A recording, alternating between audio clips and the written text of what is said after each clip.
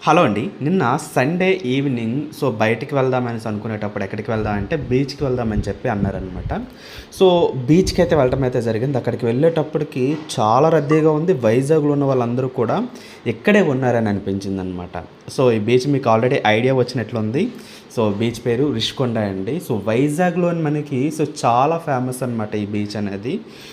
Sunday వచ్చిందంటే మాత్రం ఇక్కడ చాలా రద్దీగా ఉంటది. ఈ కొండ మీరు చూసారు కదా! జగన్మోహన్ రెడ్డి గారు ఉండేటప్పుడు చాలా ఫేమస్ అయిందనమాట. ఇక్కడ మనకి సీఎం క్యాంప్ ఆఫీస్ కట్టడం జరిగింది. సో, సండే కదా బయటికి వెళ్ళి ఎంజాయ్ చేద్దాం అనుకునేటప్పటికి అక్కడికి వెళ్ళేటప్పటికి నేనైతే షాక్ అయ్యాను. అంతమంది ఉన్నారు. చాలా బాగా ఎంజాయ్ చేసాం. నైట్ చాలా టైం అయిపోయింది మీ ఇంటికి వెళ్ళేటప్పటికి.